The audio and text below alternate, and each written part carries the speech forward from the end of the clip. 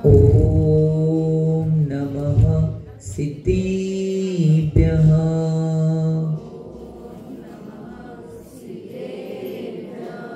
नमः श्रीवर्धमानाय निर्धूतकलिलात्मने सालोकानां त्रिलोकानां यद्विद्यादर्पणायते यद्विद्यादर्पणायते यद्विद्यादर्पणायते। जुगल 24 भगवान की। देवादेव मूल नाईक 1008 बालब्रह्मचारी पार्श्वनाथ भगवान की। देवादेव मूल नाईक 1008 कुंतुनाथ भगवान की। देवादेव मूल नाईक 1008 बालब्रह्मचारी मल्लीनाथ भगवान की। सिद्धांत शास्त्र की। आचार्य भगवान श्री समदभद्र स्वामी की। 20वीं सदी के प्रथमाचार्य चर्चगुति समाधि सम्राट गुरुनाम गुरु आचार्य शांति सागर जी महाराज की। संत शिरोमणि आचार्य गुरु श्री विद्यासागर जी महाराज की। प्रातस्मरणीय शांत मूर्ति वासलत नगर आचार्य गुरु श्री सन्मत सागर जी महाराज की। मम दीक्षा गुरु युवा सम्राट क्रांति रत्न आचार्य गुरु श्री चंद्रप्रसाद जी महाराज की। परम पूज्य आचार्य गुरु श्री समय सागर जी महाराज की। अहिंसामय विश्व धर्म की।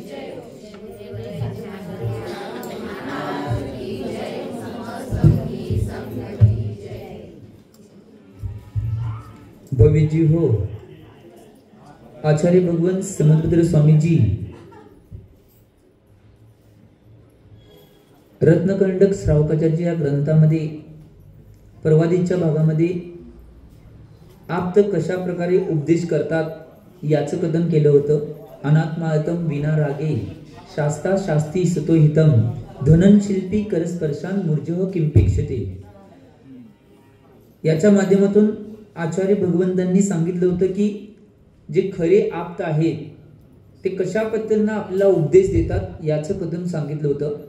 आणि आज आचार्य भगवान शास्त्राचा उपदेश कशा प्रकारचा असतोय, जे खरं शास्त्र आहे त्या शास्त्रामध्ये कशा प्रकारची वाणी लिपिबद्ध असते किंवा ती वाणी कशा प्रकारची आहे याचं उपदेश याचं कथन आचार्य भगवान आज 9 नंबरच्या गाथेमध्ये करणार आहेत। पहिला गाथा कंठस्थपर्या आणि आचार्य महाराजांनी काय सांगितले ते पाहूया। आप्तोपज्ञ मनोलंघ्य आप्तोपज्ञ मनोलंघ्य मदृष्टेष्ट विरोधकम् मदृष्टेष्ट विरोधकम् तत्वोपदेशकृत सार्वम् तत्वोपदेशकृत सार्वम् शास्त्रं कापतघट्टनम्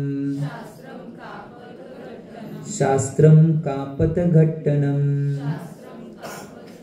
आप्तोपज्ञ मनोलंघ्य मदृष्टेष्ट विरोधकम् तत्वोपदेशकृत सार्वं शास्त्रं कापतघट्टनम्।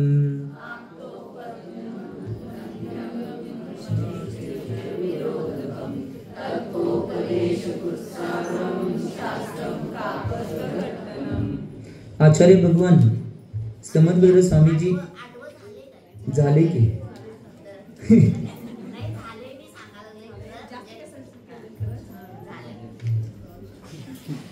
आचार्य भगवान समदभद्र स्वामी जी या 9 नंबरच्या गाथेमध्ये सांगत आहेत की शास्त्राचा उपदेश कशा प्रकारे असतोय। आप्तोपज्ञ मनोलंघ्य मदृष्टेष्ट विरोधकम तत्वोपदेशकृत सार्वम शास्त्रम कापतघट्टनम। यामध्ये आचार्य भगवंतांना सांगायचं आहे आप्तोपज्ञम। आप्तोपज्ञम म्हणजे जे सर्वज्ञांनी सांगितलेलं आहे ते कसं असतंय। अनुलंघ्यम वादी आणि प्रतिवादींच्या द्वारे कधीही खंडन होत नाही। जे सर्वज्ञांनी सांगितले आहे ते वादी आणि प्रतिवाद्यांच्याकडून कधीही खंडन होत नाही। अदृष्टेष्ट विरोधकम आणि प्रत्यक्ष आणि अनुमानानं कधीही विरोध होत नाही। तत्वोपदेशकृत म्हणजे जीवाची 7 तत्वांचं जे येतात स्वरूपाचं कथन करणार आहे। सार्वम सगळ्या प्राण्यांच्या हितकारक आहे। आणि कापत घट्टनम हा शब्द महत्वाचा आहे. कापत घट्टनम याचा अर्थ आहे मिथ्या दर्शन आदी जो कुमार्ग आहे त्याचं खंडन करणार आहे. एक गोष्ट लक्षात घ्या, जिनेंद्र भगवंतांची वाणी, आता इथं पुढे म्हणले शास्त्रम, यालाच आचार्य भगवंतांनी खरे शास्त्र सांगितलेलं आहे. यात काय सांगितलं आहे, जे सर्वज्ञांनी सांगितलेलं आहे ते सर्वज्ञाने सांगितलेलं वादी आणि प्रतिदेवादींच्याकडून कधीही त्याचं खंडन होत नाही.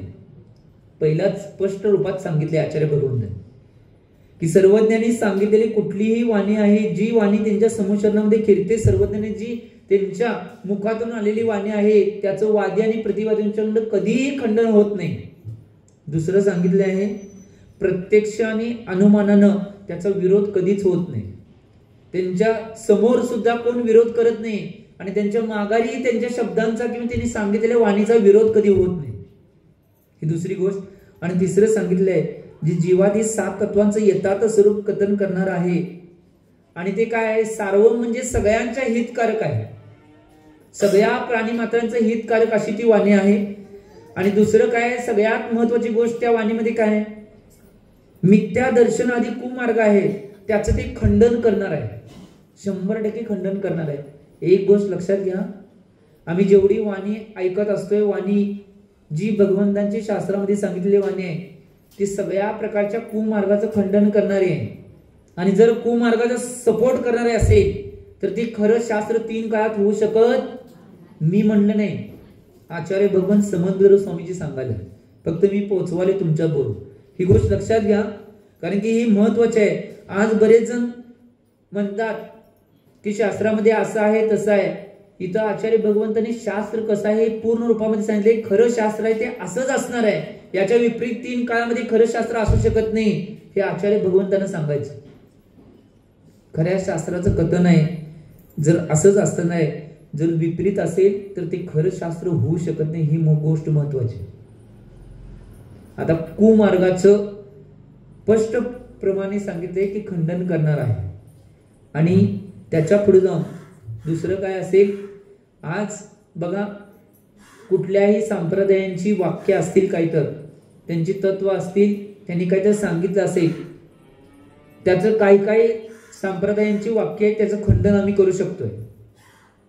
परंतु जैन आगमामध्ये सर्वज्ञांनी सांगितलेली जी वाणी आहे आचार्याने ती शास्त्र रूपामध्ये लिपिबद्ध केलेली आहे, त्या वाणीचं कोणीही 3 काळामध्ये कधीही खंडन करू शकत हे आचार्य भगवंतांनी सांगितले. आता एक संप्रदाय असे सांगते की गंगेत आंघोळ केल्यानंतर पाप धुतलं जाते. आता याचं खंडन सरळ रूपामध्ये होऊ शकते. जर गंगेत आंघोळ केल्यानंतर पाप धुतला असते तर त्या कोळी जो तो गंगेतच कायम असतोय, कोळी तो गंगेत असते, मग त्याचं पाप धुवून तिथूनच तो मोक्षाला जायला पाहिजे, दिवसभर गंगेतच असते. त्यानंतर त्या गंगेमध्ये राहणारे मगरमच्छ, मासे, सगळे जीव आहेत, सर्प आदी, विंचू, खेकडा, विंचू असते काय, खेकडा, हे सगळे जे जीव आहेत ते सगळे त्या गंगेच्या पाण्यातच आहेत. मग त्यांचं पाप धुवून तिथनच ते मोक्षाला जायला पाहिजे. 3 काळात हे होऊ शकत नाही. परंतु एक सुद्धा तत्व जे जिनेंद्र भगवंतांनी आपल्या वाणीतून समुच्चरणामध्ये केलेली त्यांची वाणी आहे आणि आचार्य भगवंतांनी ते शास्त्र रूपामध्ये लिपी केलेलं आहे, ते कधीही कोणीही वादी आणि प्रतिवादी साक्षात आणि अनुमानात, प्रत्यक्षात आणि अनुमानामध्ये कधीही त्याचं खंडन करू शकत. ही गोष्ट महत्वाची आहे, म्हणून याला खरं शास्त्र म्हणले. तसं आदं आचार्य भगवंतांनी आम्हानी सूत्र सांगितले, सम्यक दर्शन, ज्ञान, चरित्र आणि मोक्ष मार्ग. तर खरोखर याचं कोणीही खंडन करण्याचा प्रयत्न केला तर खंडन करू शकत नाही. मोक्ष मार्ग कसा असेल तर तो तसाच आहे. सम्यक दर्शन, सम्यक ज्ञान, सम्यक चारित्र्य या तिन्हींची एकरूपता म्हणजेच मोक्ष मार्ग आहे. खंडन होऊ शकते, कोणीही करू शकत नाही. असे बरेच जे सर्वज्ञांनी सांगितलेली जे समुच्चरणामध्ये त्यांची वाणी केली होती आणि तेच आचार्यांनी शास्त्र रूपामध्ये लिपिबद्ध केले, त्याचं कोणीही वादी प्रतिवादी कधीही खंडन करू शकत नाही. म्हणून ते खरे शास्त्र आणि शास्त्राचा उपदेश अशा प्रकारचा असतो. तो सगळ्या जीवांच्या, एका जीवाच्या नाही. इथं काही जैनान म्हणलं नाही, जैनान म्हणलं नाही.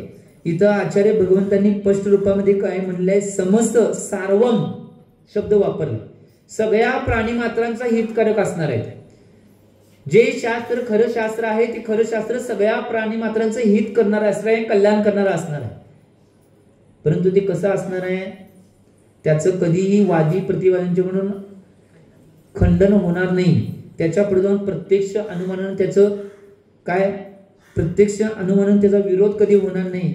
आणि यथार्थ 7 तत्वांच्या यथार्थ स्वरूपाला ते सांगणारं शास्त्र ते कसं असणार आहे, सगळ्या प्राण्यांच्या हितकारक असणार आहे. आणि त्याच्या पुढे जाऊन जी मिथ्या दर्शन आदी कुमार्ग आहे त्या कुमार्गाचं ते खंडन करणार असणार. ही गोष्ट लक्षात घ्या. बघा, जीवनामध्ये जर सत्य स्वीकारलं आणि सत्यवाणी आमच्या जीवनामध्ये जर प्रवेश केली तर एका तत्वावरून, एका भगवंतांच्या वाणीवरून सुद्धा जीवाचं कल्याण होऊ शकतंय. एक उदाहरण आचार्य भगवान सन्मत सागर महाराज कायम सांगायचे. एक मुलगा होता एका गावामध्ये आणि तो मुलगा कधी मंदिरला, महाराजांच्याकडे दर्शनला असल्या क्रिया कधी करायचं नाही. त्याची आई अतिशय धार्मिक होती.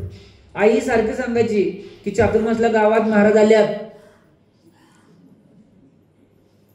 महाराजांचं जरा दर्शन घ्यायला जा, त्यांचं प्रवचन ऐकायला जात जा, अभिषेकला जात जा, श्रीराम कथेला जाऊन बसत जा. मी सांगाल नाही, तिची आई सांगाले. हो, मी समजावून सांगाले. त्याची आई सांगणार तरी सुद्धा कधी ऐकले. एक दिवस काय भाव झाले, घरात बसला होता आणि काय भाव झाले कुणास ठाऊक, आज महाराजांचं प्रवचन ऐकायला जाव्या, परंतु आज जायच नाही. कोण काय तर म्हणलं तर बाहेरनच तिथनं ऐकलं आणि जरा जाव्या. योगायोगानं काय झालं माहिती काय, तो गेला, भावना झाली आईचं सारखं सारखं सांगणं. म्हणून म्हणतोय तुम्ही सुद्धा तुमच्या घरातल्या सगळ्यांना सारखं सारखं सांगत जावा. मंदिरला जात नसले तर मंदिरला जायला सांगा, अभिषेकला येत नसले तर अभिषेकला जायला सांगा, प्रवचनला येत नसले तर प्रवचनला यायला सांगा, रामकथेला येत नसले तर रामकथेला यायला सांगा. सारखं सारखं सांगा. एकदा ना एकदा कधी तर प्रकाश, ट्यूबलाईट पेटते आणि प्रकाश पडतोयच. तसं त्या मुलग्याचं भावना झाली, आई सारखं सारखं सांगाल्या की महाराजांचं प्रवचन ऐकायला जा, हे करायला जा, ते करायला जा, सांगितलं तर त्याच्या मनामध्ये एकदा भावना झाली की बाहेर जर जाऊन आपण महाराजांचं प्रवचन ऐकावं. आणि योगायोगानं काय झालं म्हणजे त्या दिवशी गेला तो गेला आणि बाहेरच्या साईडला तिथं दरवाजाच्या कोपऱ्यावर उभारला होता. आणि योगायोगानं देवगतीतील देवांचं वर्णन चालू होतं. आणि भूत, जे भूताचे प्रकार आहेत, देवांचं भूत एक प्रकार आहे, देवगतीतला एक प्रकार आहे, त्याचं वर्णन चालू होतं. आणि ते बरोबर तो तिथं पोहोचायला आणि त्यांनी सांगत होते की भूतांची सावली कधी पडत नाही, हे महाराज सांगत होते. त्याने ऐकलं आणि थोड्या वेळ थांबला. दुसरं काय बाकीचं कानावर पडलं नाही, सावली पडत नाही एवढंच एक लक्षात आलं. बघा, बाकीचं काय भूत प्रकार देवांचा जो असतोय तो कसा असतोय, काय काय हे काही लक्षात आलं नाही जास्त. तेवढं ऐकलं आणि गेला घरला. घरात संध्याकाळी जेवण केलं आणि संध्याकाळी मुलांच्यात बसायला गेलं त्या कट्ट्यावर. आता बसतेत की मुलं, गावात, सगळ्या गावात आता तसंच चालू आहे. कट्टा ग्रुप करण्यापेक्षा नाही मंदिर ग्रुप करायला पाहिजे. कट्टा ग्रुप आता महिलांचं बी व्हायलेत, काय सांगायचं, सगळं असते. काय काय अमुक ग्रुप, तमुक ग्रुप आणि हे ते सगळं सारखं कुठं तर काय काय असते, सारखं सगळं माहितीये. काय घेऊ नका, फक्त तुम्ही मुलांचं काय काढला तर तुमचं बी निघते बघा. तर एक गोष्ट लक्षात घ्या. त्यामुळं त्यानं तेवढा ऐकला, गेला आणि संध्याकाळी मुलांची चर्चा तिथं बोलायला बसतात, तिथं बसल्या. आणि योगायोगानं चर्चेत म्हणे त्या कट्ट्यावर सुद्धा मुलांची चर्चा भूतांची चालू झाली. भूत असं असते, तसं असते, हे असं असते, तसं असते. मग काय काय जण म्हणले भूत नसतात. मग त्या जो मुलगा म्हणे पहिल्यांदा आईचं ऐकून प्रवचन ऐकायला गेला नाही, त्याने एका मित्राबरोबर पैज लावली. कुठं मशानात रात्रभर सामायिकला बसायचं. किती, 5,000 रुपयाची पैज, 5,000 रुपयाची पैज लावला. आणि तो गेला. पैसे 5,000 रुपये मिळणार आहेत म्हणल्यावर तेवढा दृढ होता. मशानात जाऊन सामायिकला बसला. त्या दिवशी अमावस्या होती. मशानात जाऊन कट्ट्यावर सामायिकला बसला झाडाखाली. काय काय ना नुसतं झुरळ पडले तर ओरडत सुटतात. तो मुलगा चांगला होता, भाव चांगले होते. मशानामध्ये सामायिकला जाऊन बसल्यानंतर भावना चांगली होती. सामायिकला जाऊन बसला आणि बसल्यानंतर तिथं सामायिकला बसल्यानंतर काय झालं, एवढा दृढ तो होता सामायिक मध्ये, काही नाही.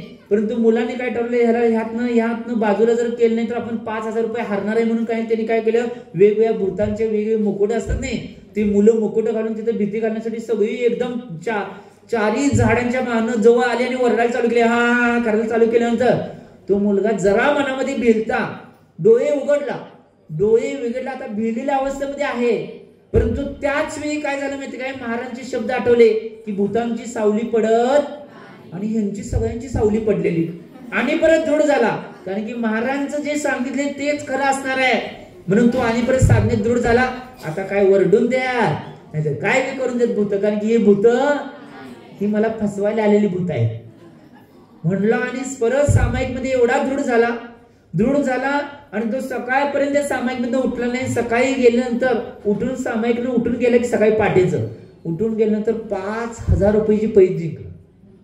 आता 5,000 रुपये घेतला, घराकडे जात होता त्यावेळी मनात काय विचार चालू झाला, हे 5,000 मी कुणामुळे जिंकलो असलो, तुम्हीच म्हणला होय, मी सांगायच्या आधीच पुढचं आता सगळं कळालंय, किनीवाली हुशार आहेत ना. 5,000 रुपये मी महाराजांच्यामुळे जिंकलो एवढी भावना झाली. नुसता एक शब्द मी ग्रहण केला तर 5,000 रुपये जिंकलो. महाराजांची सगळी वाणी जर ग्रहण केली तर माझं काय होईल, म्हणून तो रोज सकाळी पहिला भक्तीला 6 वाजता, दुसऱ्या दिवशी सकाळी 6 वाजता, सगळी जण 6 ला 5 कमी असताना येतात, तो 5:45 आलता मुलगा. कुठल्या गावचा होता, हा चांगला आहे म्हणलं किनीचं, आणि काय तर वाईट उदाहरण सांगणारे म्हणजे मला दुसऱ्या गावचं आहे, किनीचं नाही, हे बरं आहे आपलं. तर 6 पावणे 6 ला भक्तीला, त्यानंतर लगेच भक्ती झाल्या सवय बदलून घेऊन येऊन 7 ला अभिषेकला आला. अभिषेक झाल्यानंतर घराकडे गेला, लगेच सवय घालून कशाला, आहारला. लगेच दुपारी 2:45 ला रत्नकुंड श्रावचारला येऊन बसला. लगेच त्यानंतर 5:30 ला पाठशाळेत येऊन बसला. अजून काही येत नव्हतं पण मोठा असून बी पाठशाळेत बसला, शिकायला पाहिजे की.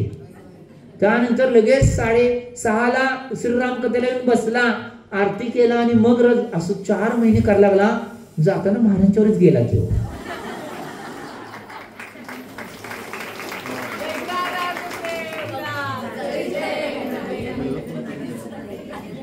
आता म्हणलं किनीचं नाही, गेला म्हणल्यावर किनीचं नाही म्हणाले. हुशार आहेत बघा किनीवाले. एक गोष्ट लक्षात घ्या, मला एक सांगायचं आहे की खरे शास्त्र जे आहे त्याचा उपदेश कुठेही राहून आम्ही जर ग्रहण केला तर तो सगळं शास्त्राचे कथन आहेत ते आमच्या हितकारक आणि कल्याणकारक असणार आहेत. ही गोष्ट महत्वाची आहे म्हणून मी हे सांगितलं. हा शास्त्राचा उपदेश कसा असतो हे कथन आचार्य भगवान आपल्या समोर मांडत आहेत. जर शास्त्राचे कथन, कोणतेही कथन कुठल्याही समयाला आमच्या जरी लक्षात राहत नसलं तरी आम्ही ते ग्रहण केलं तरी जे आत्म्यावर जे संस्कार झाले ते संस्कार भविष्यातील आमच्या केवळ ज्ञानाला कारणीभूत ठरणार आहेत. एवढी सगळ्यात शास्त्राची, खऱ्या शास्त्राची किमया एवढी महान आहे. आम्ही वाचणं आवश्यक आहे, त्या शास्त्रांना ग्रहण करणं आवश्यक आहे, त्या शास्त्राचा उपदेश घेणं आवश्यक आहे. जेवढा आमच्या आचरणात आणता येईल तेवढा आणणं आवश्यक आहे. आणि त्या शास्त्रांना जेवढ्या प्रमाणात त्या शास्त्राचं आणि त्या शास्त्राचं ग्रहण करता येईल तेवढं ग्रहण करण्याचा आमच्या जीवनामध्ये आम्ही प्रयत्न करणं आवश्यक. हेच खरं शास्त्र आहे. खऱ्या शास्त्राची महिमा एवढी आहे. आचार्य भगवंतांनी हे सांगितले आहे. एक गोष्ट लक्षात घ्या, कधी कधी काही शास्त्र, व्यवहार ज्ञान, बाकीच्या गोष्टी किंवा वेगवेगळ्या कला वेगवेगळ्या जर आम्हाला माहित नसतील, कधी कधी दुर्घटना सुद्धा घडते. आम्हाला जर शास्त्राचा समीचीन बोध असेल, समीचीन शास्त्राला माहित असेल, खरे शास्त्राचं जर अध्ययन केलं असेल, बऱ्याच व्यवहाराच्या गोष्टी आम्हाला जर माहित असतील तर जीवनामध्ये आम्ही प्रत्येक क्षणाला ज्यावेळी आमच्या जीवनामध्ये नैराश्य, दुःख आणि दुःखाचे प्रसंग येणार आहेत त्या सगळ्यांच्यावर मात करून आमचं जीवन एक आदर्श जीवन आम्ही जगू शकतोय. आणि जर शास्त्राचं कथन आणि शास्त्राची जी वाणी आमच्याजवळ नसेल तर दुःखद प्रसंगामध्ये किंवा नैराश्याच्या प्रसंगामध्ये कधीही आम्ही स्थिर स्थावर होऊ शकत नाही. ही गोष्ट लक्षात ठेवा. म्हणून आमच्या जीवनामध्ये शास्त्राचं कथन आणि शास्त्र आमच्या जीवनामध्ये असणं आवश्यक. आचार्य महाराज एक दुसरं उदाहरण सांगायचे काय, जर खरोखर जिनवाणी आमच्या जीवनात नसेल, शास्त्राचं कथन आमच्या जीवनात नसेल तर 3 काळामध्ये दुःखामध्ये किंवा कुठल्या तर वाईट प्रसंगामध्ये आम्ही सावरू शकणार नाही. ही गोष्ट महत्वाची आहे. आम्हाला जर सावरायचं असेल, योग्य मार्गावर यायचं असेल तर शास्त्राचं योग्य ते कथन, योग्य ती वाचना आणि शास्त्राला आमच्या जीवनात आम्ही स्थान देणं आवश्यक आहे. ही गोष्ट महत्वाची आहे. दुसरे एक उदाहरण आचार्य महाराज सांगायचे. एक आजी होती, कुठल्या गावची? एक आजी होती आणि त्या आजीला काही बाहेरचं ज्ञान नव्हतं, फक्त घरातलं काम आणि बाकीच्या गोष्टी, बाकीचं बाहेरचं काही ज्ञान नव्हतं. तिचा नातू होता, आजीला मुलगा नव्हता, सून नव्हती, फक्त नातू एक होता. मुलगा सून वारले होते. नातू तेवढा होता आणि नातू जरा शहरामध्ये राहत होता.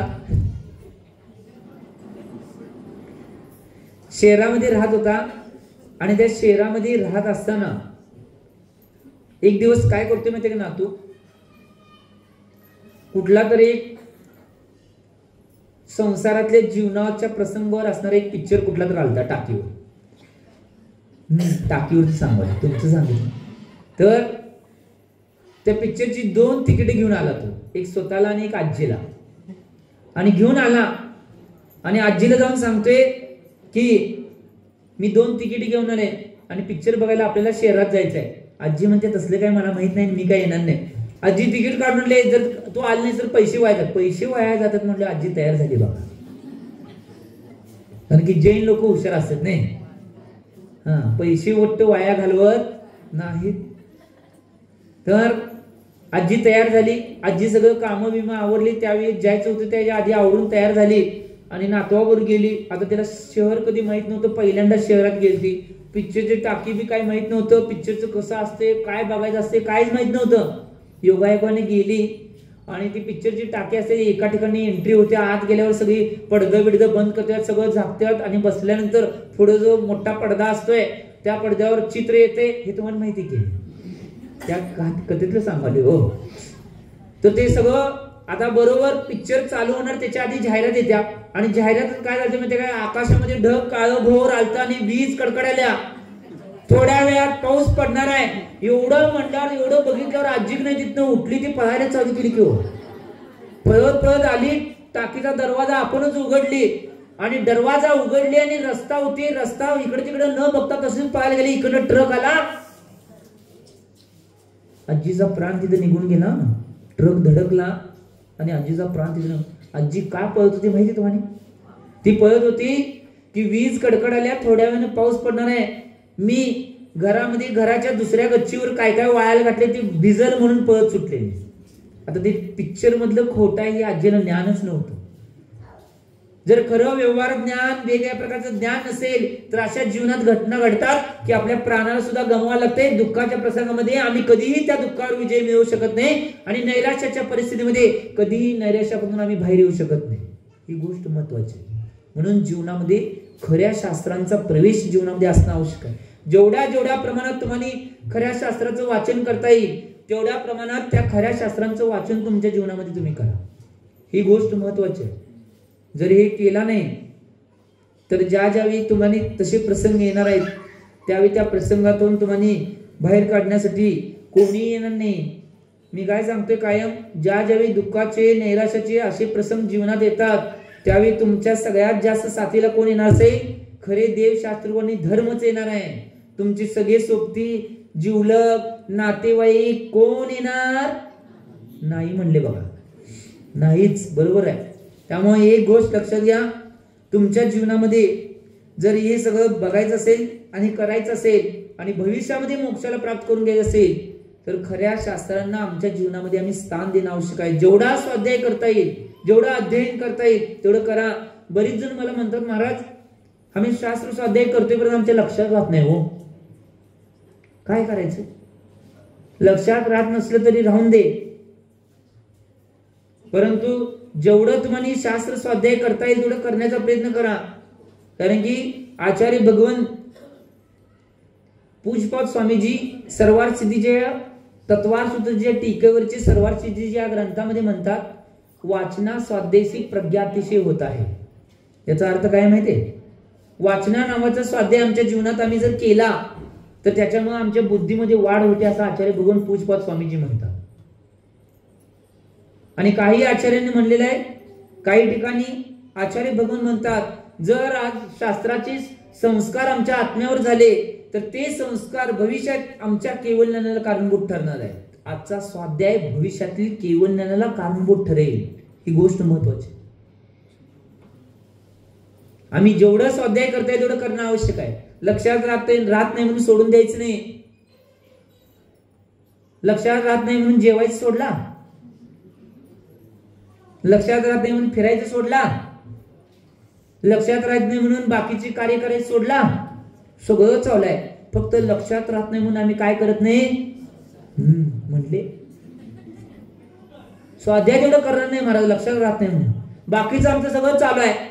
हे हे हे सगळं चालू आहे, फक्त लक्षात राहत नाही म्हणून आम्ही स्वाध्याय तेवढं करत नाही. एक गोष्ट लक्षात घ्या, बाकीच्या क्रिया चुकल्या तरी एक दिवस चालतील, परंतु जीवनामध्ये कधी स्वाध्याय किंवा धर्माच्या क्रिया चुकता कामा नये, हा संकल्प जीवनात घेणं आवश्यक आहे. बाकीचं सगळं राहिले तर राहते. तसं कधी करताय का बघा? बाकीचं सगळं करचेला, हे चुकलं तर चुकू दे म्हणले बघा. जेवढं धर्माचं करता येईल, धर्माच्या क्रिया शास्त्र स्वाध्याय जेवढ्या प्रमाणात करता येईल तेवढं करणं आवश्यक आहे. बाकीच्या गोष्टी नाही जमल्या जीवनामध्ये चालतील, बाकीच्या गोष्टी नाही केला तरी चालेल, परंतु एक गोष्ट लक्षात घ्या, या शास्त्राचा उपदेश जो सांगितलाय तो आचार्य भगवंतांनी पुढच्या सम्यक ज्ञान अधिकारामध्ये ज्यावेळी सम्यक ज्ञानाचं कथन येणार आहे त्यावेळी त्याचे भेद करून सांगणार आहेत. परंतु स्वाध्याय करत असताना ह्या शास्त्रांचा, खऱ्या शास्त्रांचा उपदेश असा घेत असताना तो हितकारक, कल्याणकारक आहे.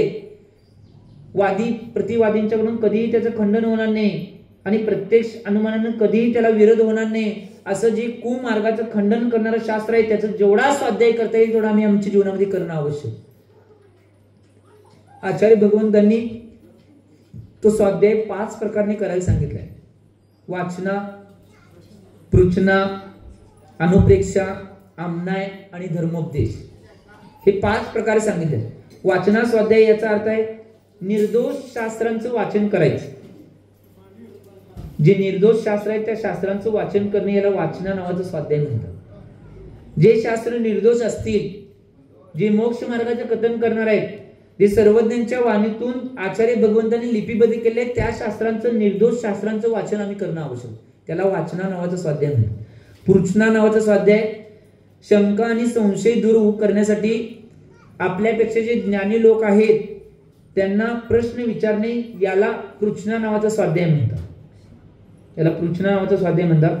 जे शास्त्र आम्ही बऱ्याच शास्त्राची वाचना केली, वाचन करत असताना त्यामध्ये कोणत्या शंका आणि संशय त्या कोणत्या गोष्टी येत असेल तर त्या सगळ्या गोष्टींना लिहून ठेवायचं आणि आपल्यापेक्षा ज्ञानी लोक भेटल्यानंतर त्याचं प्रश्न रूपामध्ये त्यांना विचारून त्या शंकांना दूर करणे, संशयाला मनातून काढून टाकणे, याला पृच्छना नावाचा स्वाध्याय म्हणतात. हा सुद्धा स्वाध्यायाचा भेद आहे.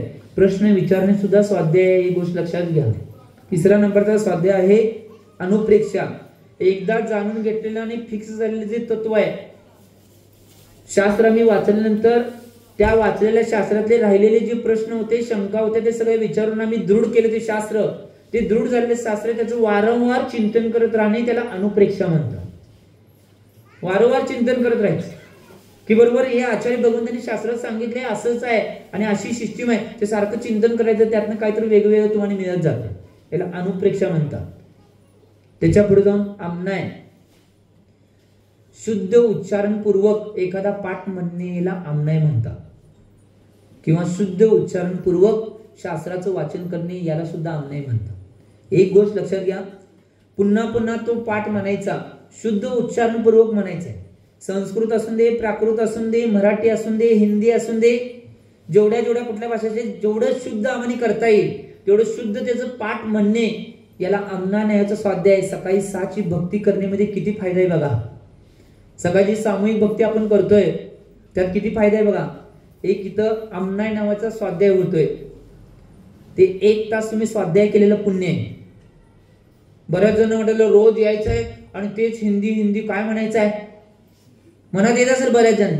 परंतु एक गोष्ट लक्षात घ्या, आचार्य भगवंतांनी आमनाय नावाचा स्वाध्याय सांगितले, शुद्ध उच्चारणपूर्वक तो पाठ वारंवार म्हणणे याला आचार्य भगवंतांनी आमनाय नावाचा स्वाध्याय म्हणलेला आहे. म्हणजे सकाळी सामूहिक भक्ती करता येते, आमनाय नावाचा 1 तास स्वाध्याय बी केला त्याच्या पुढे जाऊन भक्ती बी केला, त्याच्या पुढे जाऊन धर्मामध्ये 1 तास तुम्ही वेळ सुद्धा दिला, हे सगळे फायदे एका वेळी आहे. भक्ती केल्यावर सोपा आणि सगळ्यात जास्त फायदा काय होते माहिती आहे? आचार्य भगवंत वीरसेन स्वामीजी धौलाजी ग्रंथामध्ये म्हणतात की भक्ती केल्यामुळे निजती निकाचित कर्माचा नाश होतो. काय म्हणलो मी? भक्ती केल्यामुळे निजती निकाचित कर्माचा नाश होतोय, आचार्य भगवान वीरसेन स्वामीजी धौलाजी ग्रंथामध्ये म्हणतात. जर आम्ही आणि भक्ती म्हणजे काय आहे मग? आचार्य भगवान शिवकोटी स्वामीजी भगवती आराधनेजी या ग्रंथामध्ये म्हणतात, भक्तीचं व्याख्या सांगत असताना आचार्य भगवंतांनी सांगितलंय अरहंतादी गुणानुरागो भक्ती. तर आचार्य भगवान काय म्हणतात? अरहंत आदी पंचपरमेष्ठींच्या गुणांचा अनुराग करणे याला भक्ती म्हणतात. आपण जे सकाळी सामूहिक भक्ती करतोय, गुणांचा अनुराग म्हणजे काय? अरहंतांचे 46 गुण आहेत, त्या गुणांचा अनुराग करायचा. ते गुण कसे आहेत, कसे असेल, काय असते, सिस्टीम काय आहे, याचा अनुराग करायचा.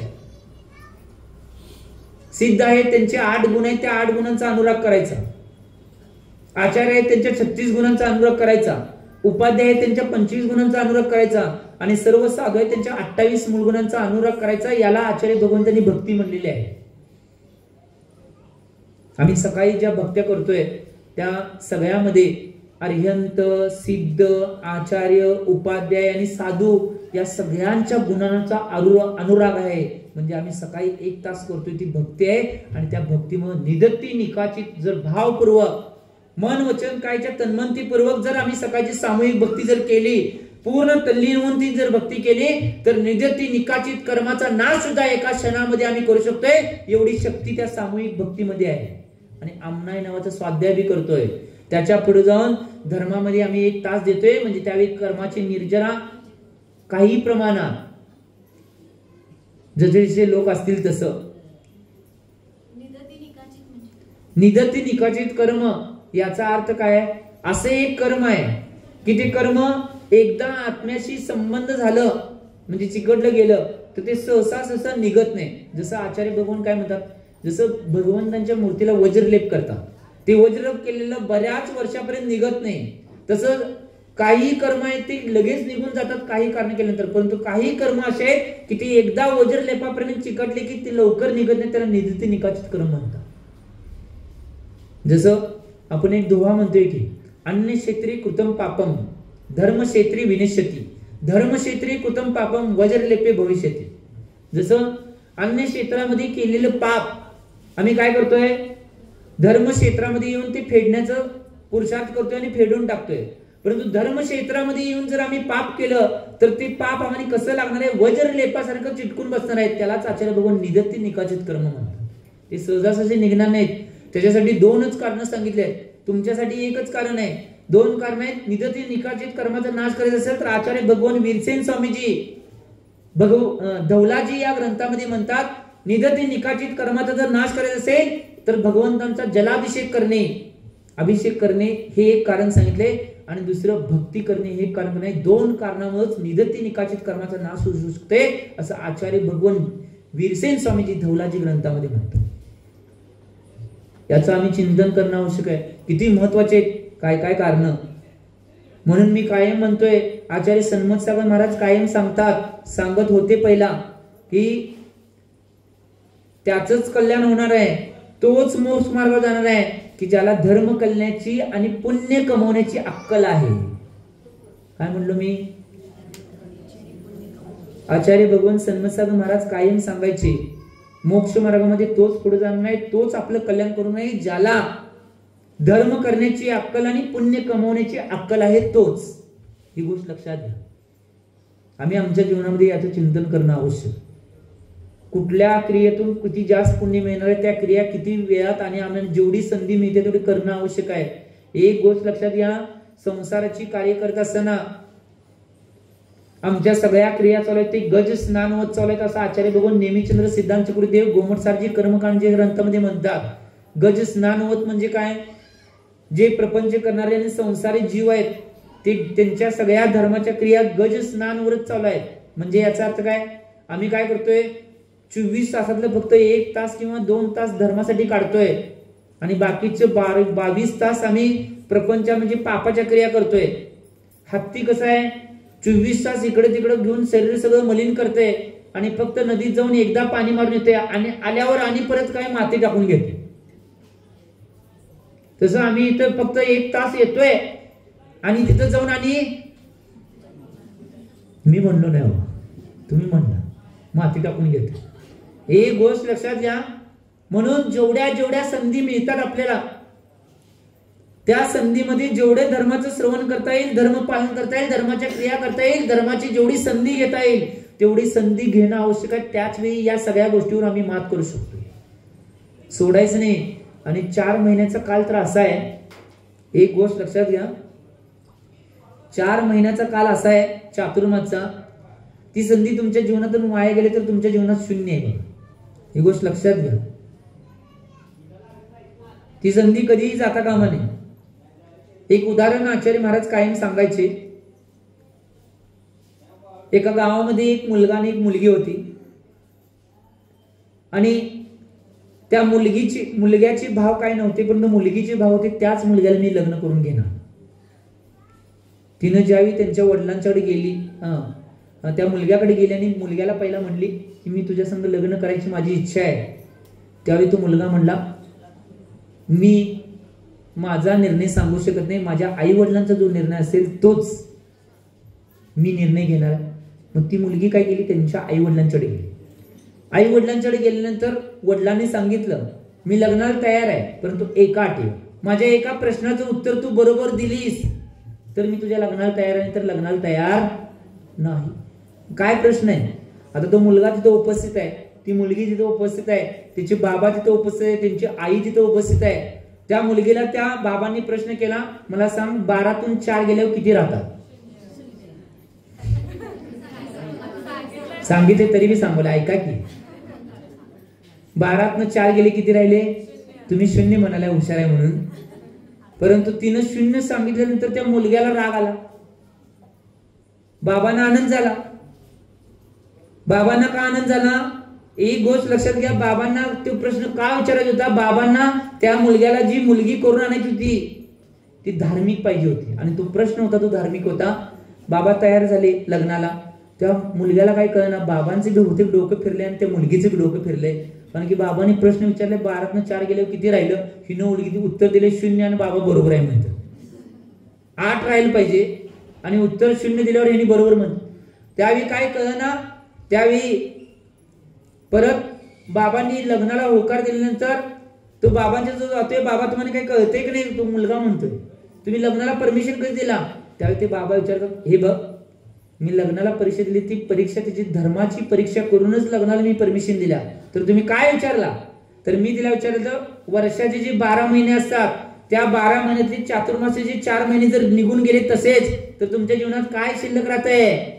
मुलगीने उत्तर दिलं, उत्तर बरोबर आहे. जर 4 महिन्याच्या चातुर्माच्या कालामध्ये जर आम्ही धर्म प्रभावना आणि धर्माचं आचरण केलं नाही तर आमच्या जीवनात सुद्धा किती राहणार आहे?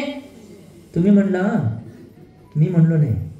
ही गोष्ट लक्षात घ्या, तुमचा दिवस चालू झाले 4 महिन्यातले, त्यातले 4 महिन्यातले की नाही आता 8 दिवस निघून गेले, मी मेजायला चालू केलो.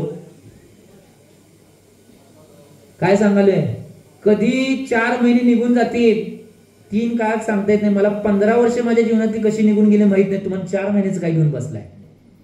त्यामुळे एक गोष्ट लक्षात घ्या, जेवढी धर्माची संधी घेता येईल, शास्त्र स्वाध्याय संधी घेता येईल, जेवढं स्वाध्याय करून घेता येईल तेवढे या 4 महिन्यामध्ये करण्याचा प्रयत्न करा. कारण की हा चातुर्मासचा काल असतोय, तो जास्तीत जास्त पुण्य संचय करून पापाला धुण्याचा काल म्हणजे चातुर्मासचा काल आहे. ही गोष्ट लक्षात घ्या. त्यामुळे जेवढं धर्म, तप, संयम, सगळ्या क्रिया धर्माच्या जेवढ्या प्रमाणात करता येईल तेवढ्या करण्याचा प्रयत्न करा.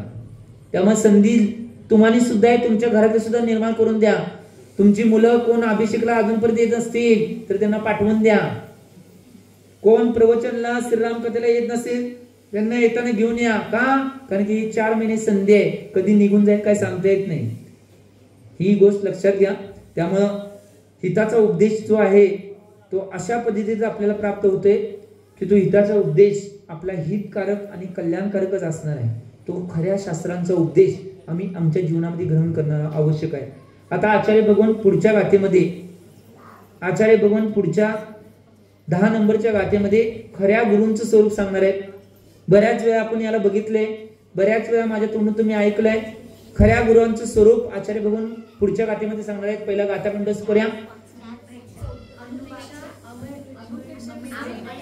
नाही झाले की धर्मोपदेश चालूच आहे की हो, तेच मग ज्यानं सांगावले आहे आणि परत ते पाहिजे. धर्मोपदेश संधी घेऊ नका हे सगळं सांगावले किंवा मगाच्या धर्मोपदेश 4 महिन्यात फक्त उच्चार सांगितले नाही काय.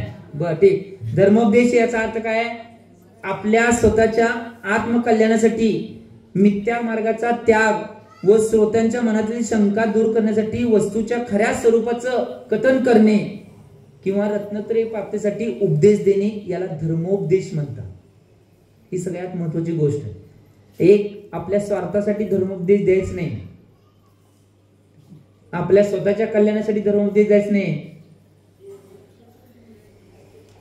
सोपर कल्याणाच्या ह्याच्यासाठीच उपदेश द्यायचे. स्वतःचं बी कल्याण त्यात निहित असायला पाहिजे आणि बाकी यांचं पराचं सुद्धा त्यात कल्याण निहित असायला पाहिजे. असा उपदेश द्यायचा. रत्नत्रयासाठी असायला पाहिजे, मोक्ष मार्गाचाच उपदेश असायला पाहिजे, सगळ्याचा हिताचा आणि कल्याणाचाच उपदेश असायला आहे. असा उपदेश देणे याला धर्मोपदेश म्हणतात. आज बरीच जण वेगवेगळा उपदेश देतात, परंतु एक गोष्ट लक्षात घ्या, धर्माचा उपदेश आहे तो फक्त मोक्ष मार्गासाठी असणं आवश्यक आहे. आचार्य सन्मत सागर महाराज कायम सांगायचे की तुमचं बसणं आहे ते बसणं मोक्ष मार्गासाठी पाहिजे, चालणं आहे ते मोक्ष मार्गावर चालणं आवश्यक आहे, जे बोलणं आहे ते मोक्ष मार्गाचंच बोलणं असणं आवश्यक पाहिजे, आणि त्याच्या पुढे जाऊन तुमचं चारित्र्य करणं आहे ते सुद्धा मोक्ष मार्गासाठी असणं आवश्यक आहे. ही गोष्ट महत्वाची आहे. आम्ही आज संसाराच्या प्रपंचाच्या सगळ्या क्रिया करतोय, परंतु त्या संसाराच्या आणि प्रपंचाच्या सगळ्या क्रियामध्ये मोक्ष मार्गासाठी आमच्या क्रिया किती आहेत याच्याकडे आम्ही दृष्टीपात करणं आवश्यक आहे. चिंतन करून बघा. आज संध्याकाळी झोपायच्या आधी नमोकार मंत्र म्हणताय की नाही, त्यावेळी नमोकार मंत्र झाल्यानंतर चिंतन करा की मी दिवसामध्ये आज मोक्ष मार्गासाठी किती क्रिया केलो आणि संसारासाठी आणि प्रपंचासाठी किती क्रिया केलो, त्यातलं वाईट किती केलो, चांगलं किती केलो, हे सुद्धा चिंतन करा. कुणाकुणाला काय काय बोललो, मनानं असून दे, वचनानं असून दे, काय नसून दे, कुणाकुणाच्या बाबतीत काय काय स्टेटमेंट दिलो, हे सगळं चिंतन रात्री करून झोपत जावा. मग शांत झोप लागते. हे झोपत नाही, मग इकडच्या खांद्यावर तिकडच्या हिरानं हे झोप लागत नाही. कधी कधी उठून इकडे तिकडे फिरत्यात, सगळ्या क्रिया करतात, परंतु तरी झोप लागत नाही. का? हे सगळे विचार बंद चालू आहेत म्हणून. एक गोष्ट लक्षात घ्या, डोक्यामध्ये सगळे विचार बंद चालू आहेत. त्या विचार बंदांच्या मुळे निश्चित रूपानं व्यवस्थित रूपानं जे झोपेचं सुख आहे तो तुम्ही घेऊ शकत नाही. काय म्हणलं मी? झोपेचं सुख आहे तो तुम्ही घेऊ शकत नाही. त्या विचारांना रोजच्या रोज जेवढं काढून टाकता येईल तेवढं काढा, तुम्हाला झोपेचं सुख मिळेल. मोबाईल मध्ये जर 8 GB चा मोबाईल असेल, समजा मध्ये मध्ये बंद पडायला लागलं, एकदमच बंद पडायला लागलं, काय पांढरच यायला लागलं, काळच यायला लागलं, तर काय करताय तुम्ही? तुम्हाला लक्षात येते हे हँग वाले. का हँग वाले? तर त्यामध्ये जो डाटा आहे तो 8 GB चा असून आम्ही जास्त भरण्याचा प्रयत्न करलोय म्हणून हँग वाले. मग काय करताय? नको असलेलं सगळं, हुशार ते तेवढं कळते बघा, नको असलेलं सगळं डिलीट करून टाकताय, मग मोबाईल तुमचा व्यवस्थित चालवते. यात सुद्धा नाही, जो डाटा आहे तो जास्त भरला आणि त्याची मेमरी जर पॉवर जेवढी आहे त्याच्यापेक्षा जास्त व्हायला लागलं तर मी हँग होईल, नाही तर काय होईल? हँगच होणार की. मग हँगचे परिणाम नैराश्य, झोप लागत नाही, जेवण जात नाही, कुणीकडे लक्ष जात नाही, एकांतच असतात, कुठे इकडंच फिरतात तिकडंच फिरतात, हे सगळं हँग झाल्यावर होते बघा. त्यामुळे काय करायचं? रोजच्या रोज जो मेमरीमध्ये डाटा एक्स्ट्रा नको असणारा डाटा आहे तो डिलीट करत जावा. म्हणून प्रथमाचार्य शांतीसागर महाराज आपल्या अंतिम उपदेशामध्ये सांगून गेले, बाबांनो चिंतन करा, चिंतन करा, चिंतन करा, सांगून गेले तरी बी ऐकायला तयार नाही. यान माडून सम्यक तो माडून काय करायचं आहे आम्हाला? चिंतन करणं आवश्यक आहे. प्रथमाचार्य शांतीसागर महाराजांनी अंतिम उपदेशामध्ये का सांगून गेल्यात की आम्ही जर चिंतन केलं नाही, याचं चिंतन आमच्या जीवनामध्ये केलं नाही, तर जेवढं आम्ही आमच्या संसारात, प्रपंचात आणि बाकीच्या गोष्टीमध्ये जेवढं तल्लीन होत जाणार आहे, तेवढं आम्ही निश्चित रूपाने आमचं पतन होत जाणार आहे. ही गोष्ट लक्षात घ्या. आम्हाला जर हे आमच्या जीवनात करायचं नसेल, तर याच्यातून बाजूला येऊन रोजच्या रोज जेवढ्या गोष्टी डिलीट करता येईल तेवढं करण्याचा प्रयत्न करा. याच्यासाठीच आचार्य भगवंतांनी सामायिक चिंतन, ध्यान, तप या सगळ्या गोष्टी करायला सांगितल्या. ज्यावेळी ध्यानाला बसतोय त्यावेळी ध्यानाला बसल्यावर सुद्धा बऱ्याच गोष्टी तुमच्या अंतरंगात काय काय चालू आहेत त्या सगळ्या आपोआप दृष्टीपटलावर येतात. की काय मन म्हणाले, त्यावेळी तुम्ही त्या सगळ्या नको असलेल्या गोष्टी सगळ्या त्यावेळी काढून टाकू शकताय. परंतु त्या पुरुषार्थाने तुम्ही कधीच करत नाही, नुसता बघताय. नाहीतर एक एक जण ध्यानला बसले तर मग किनी वटार चालू. परंतु ते न करता ज्यावेळी जशा आसनामध्ये शेवट बसलाय त्या आसनामध्ये शेवटपर्यंत बसून जेवढं काही चिंतन करता येईल, जे स्वाध्यायाचं असेल, पंचपरमेश्वरांचं ध्यान असेल, जे स्वाध्याय केलाय, स्वाध्याय वाचलेला आहे किंवा तुमच्या मनामध्ये जे पाठांतर आहे त्याचं सगळ्याचं चिंतन केलं तर त्या प्रत्येकामध्ये काहीतरी चांगल्या गोष्टी तुम्हाला मिळतील. तत्वचिंतन नवीन नवीन प्राप्त होईल. म्हणून आचार्य भगवान विद्यासागर महाराज काही म्हणायचे, बहुत नाही बहुत बार पडो. आम्ही काय करतोय, आज कुठलं तरी मासिक मिळालं तेवढंच वाचायचं, उद्या ते ठेवलं, परत दुसऱ्या दिवशी एक पुस्तक मिळालं ते पुस्तक एक पान वाचायचं ते ठेवलं, तिसऱ्या दिवशी तिसरं मासिक, चौथ्या दिवशी चौथं पुस्तक, पाचव्या दिवशी कसं लक्षात राहणार. म्हणून आचार्य भगवंतांनी म्हणले, बहुत नाही बहुत बार पडो. एकच रत्नखंड श्रावचार जर अनेक वेळा तुम्ही वाचत गेला, एकच ग्रंथ. मी परवाच सांगितलं होतं, रामकथेमध्ये विषय आलता बघा संध्याकाळच्या दुसऱ्या भागामध्ये. पहिल्या भागामध्ये चालता, पहिल्या भागामध्ये आता मुनिपुंगव निर्यापक श्रमण सुधासागरजी महाराज यांना आचार्य भगवंतांनी किती वेळा पद्मपुराण वाचायला सांगितलं होतं? 39 वेळा. तरी सुद्धा भावना करून त्यांनी प्रत्येक वेळा आचार्य भगवंतांच्या विषयी ज्या ज्या मनात भावना येत होत्या त्या भावना थांबवून ते वाचण्याचा प्रयत्न पुरुषार्थ केलाच आणि वाचलंच. म्हणून आज त्यांनी स्वतः म्हणतात की खरोखर या शास्त्र स्वाध्यायाच्या ज्ञानाची एवढी सगळी कसोटी माझ्या जीवनामध्ये कशी आली असेल तर त्याचे एकमेव कारण कोण असेल तर ते संत शिरोमणी आचार्य भगवान विद्यासागर महाराज होते. म्हणून मी आज या सगळ्या शंका समाधानचं आणि या प्रवचनांचं या सगळ्या ह्याचं आयोजन आणि समापन मी करू शकतोय. ही गोष्ट महत्वाची आहे. म्हणून तुम्ही ज्यावेळी प्रत्येक वेळा, आता एकदाच रत्नखंड श्रावचार जी ग्रंथ वाचून काढला, दुसऱ्या वेळी जे वाचलं नाही त्यातली नवीन एक गोष्ट काहीतरी उलगडीत होणार आहे तुमच्या मनात. बघा करून. तिसऱ्या वेळी वाचणार आहे परत आणि नवीन काहीतरी मिळणार आहे. चौथ्या वेळी वाचणार आहे परत आणि नवीन काही मिळणार आहे. त्याच्या पुढे जाऊन वाचणार आहे परत आणि नवीन काही मिळणार आहे. आमचे आचार्य महाराज एक उदाहरण सांगायचे. सन्मत सागर महाराज, एका घरामध्ये एक पती पत्नी होते आणि पत्नी धार्मिक होती, पतिराज कधी धार्मिक नव्हते. आणि एक दिवस पतिराजांना कुठल्या तर कामानिमित्त दुसऱ्या गावाला जायचं होतं आणि त्यांना आदल्या दिवशी पत्नीला सांगितलं होतं की लवकर स्वयंपाक करून ठेव. पत्नी धर्मकार्य त्या दिवशी महाराज गावात आलते, त्यांच्या गावात महाराज होते. त्या महाराजांच्या नादात सगळं विसरून गेली. स्वयंपाक लवकर करायचं होतं ही बी विसरली, कारण की स्वाध्याय धार्मिक होती पत्नी. स्वाध्याय महाराजांच्या सगळ्या क्रिया ज्या असतात आहारदानला त्यात विसरून गेली आणि लेट आली घरात. घरात आल्यावर चालू झालं बघा महाभारत. स्वयंपाक केली नाही. मग त्यावेळी ती पत्नी म्हणते 5 मिनिटात करतो सोडा, तुम्ही तेवढं बसा. त्या पतिराजांना महाराजांनी एक नियम दिलता. त्याच महाराजांनी काय नियम दिलता माहिती काय? शास्त्र वाचायचं नाही, नुसतं शास्त्र काढायचं, स्वच्छ करायचं आणि ठेवायचं. त्यावेळी पत्नी काय म्हणते माहिती काय?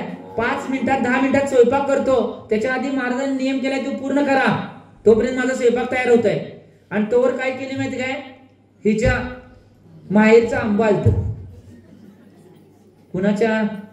बायकोच्या माहेरच्या आंबे आलते. आता स्वयंपाक होईपर्यंत काय करायचं, ते आंबे चिरली, फोडी काढली आणि एका प्लेटमध्ये घालून नवऱ्यांच्या पुढे ठेवले आणि म्हणले हे आंबे बी खावा, तोपर्यंत 5 मिनिटात स्वयंपाक होतोय. माझ्या माहेरचे आंबे आहेत असं म्हणली हो. असं म्हणलं. तिला आंबे द्यायची नव्हती किंवा कड काढायची नव्हती, तिला सांगायचं होतं ते आंबे कुठले आहेत. हा, आमचे आचार्य सन्मत स्वामी महाराज म्हणायचे, जर कोण पोरगी असले तिला जर माहेरचं कुत्र जरी कुठे दिसलं, अहो हे कुठं आले इथं,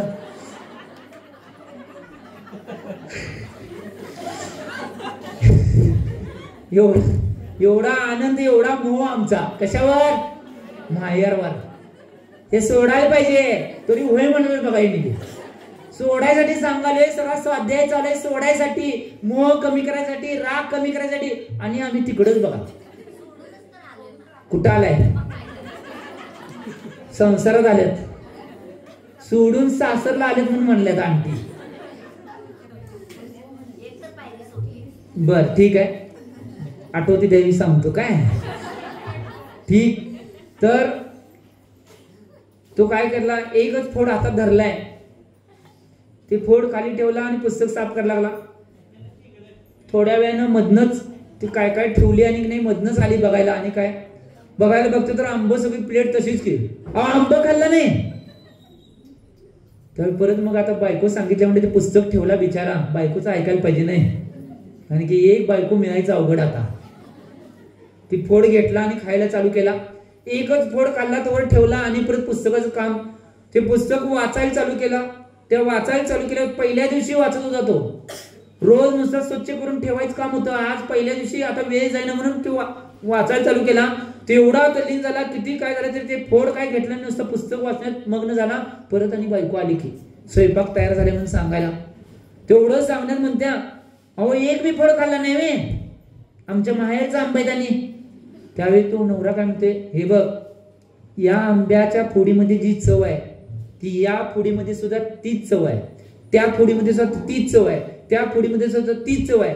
परंतु मी जे हे पुस्तक खरे शास्त्र वाचवलंय, त्या प्रत्येक शब्दामध्ये आणि प्रत्येक ओळीमध्ये जी वेगळी चव आहे, ती चव या आंब्यामध्ये माहेरच्या असून द्या सासरचं असून द्या, त्या आंब्यामध्ये जी चव नाही त्याच्यापेक्षा जी खरे शास्त्र आहे, त्या खरे शास्त्राच्या प्रत्येक शब्दामध्ये आणि ओळीमध्ये जी चव आहे ती जगात कुठेही चव नाही. ही गोष्ट लक्षात घ्या.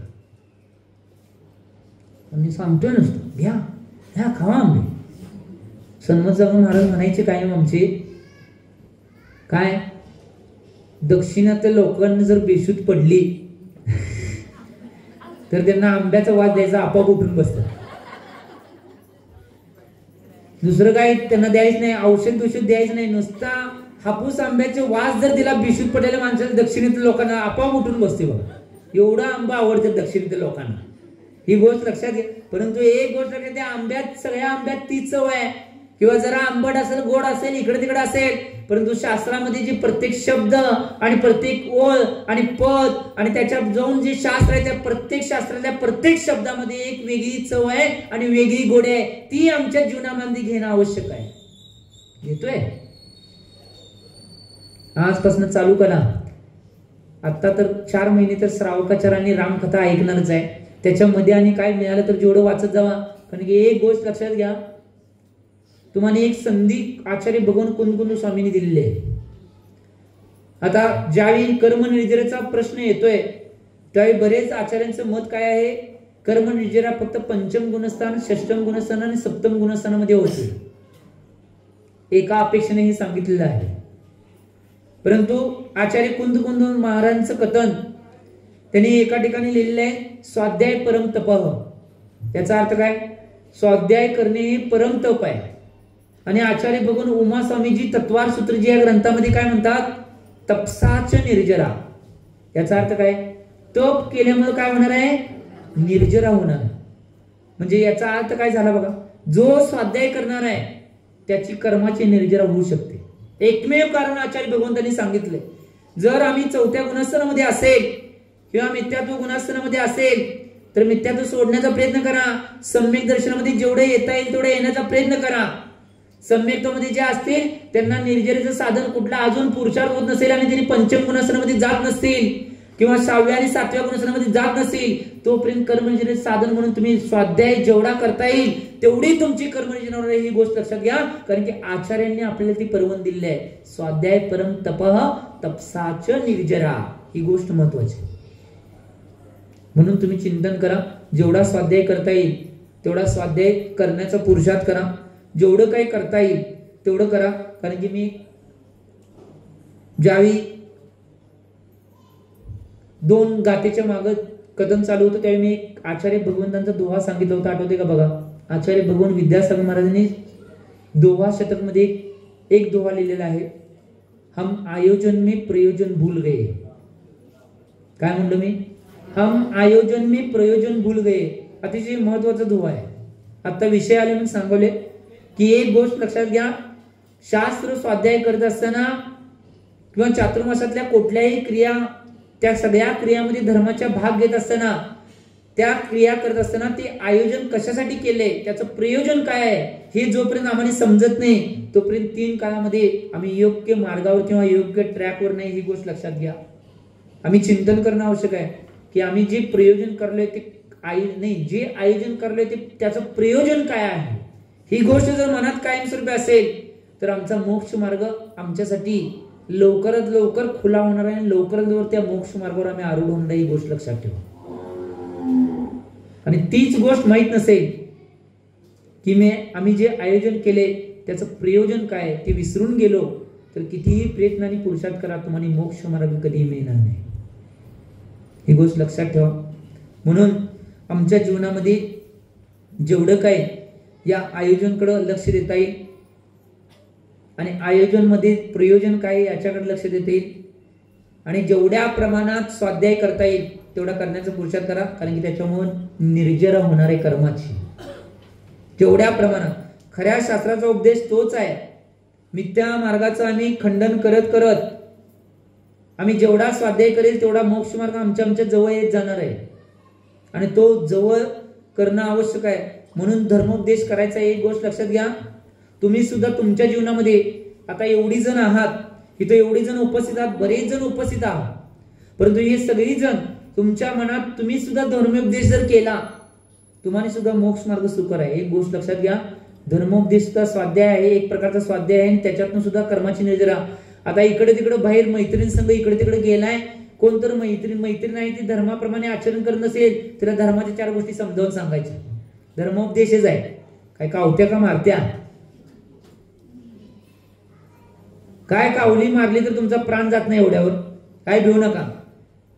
इतर टायमाला काय तर बोलताना गुलू गुलू कसं बोलत बसताय, 1-1 वाजपर्यंत, 2-2 वाजपर्यंत, 4-4 वाजपर्यंत 4 धर्माच्या गोष्टी जर समजावून सांगितला, समजा तुमच्या धर्मोपदेशमुळे त्यांची योग्यता आली असेल आणि त्यावेळी त्यांची योग्यता असेल आणि तुमच्या धर्मोपदेशमुळे त्या व्यक्तीचं जीवन बदललं आणि तो धर्मामध्ये आरूढ झाला तर किती पुण्याचा बंद आहे माहितीये काय? 3 मंदिर बांधून 3 पंचकल्याण पूजा घातलेलं पुण्य लागते.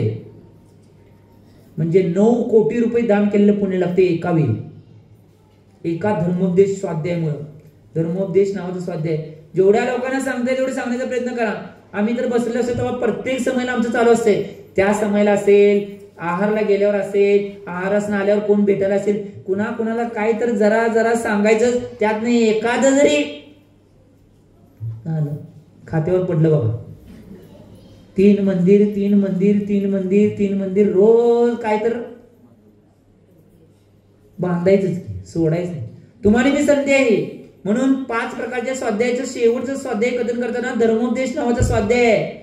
त्याचं कथन करताना मी तुम्हाला सांगितलं, आचार्य भगवान कुंदकुंद स्वामीजी रयनसारजी ग्रंथामध्ये स्पष्ट सांगतात, अधार्मिक व्यक्तीला जर तुम्ही तुमच्या धर्मोपदेशामुळे जर धार्मिक बनवला तर 3 मंदिर बांधून 3 पंचकल्याण घातलेलं पुण्य तुमच्या खात्यावर पडते म्हणून आचार्य भगवंतांनी सांगितले.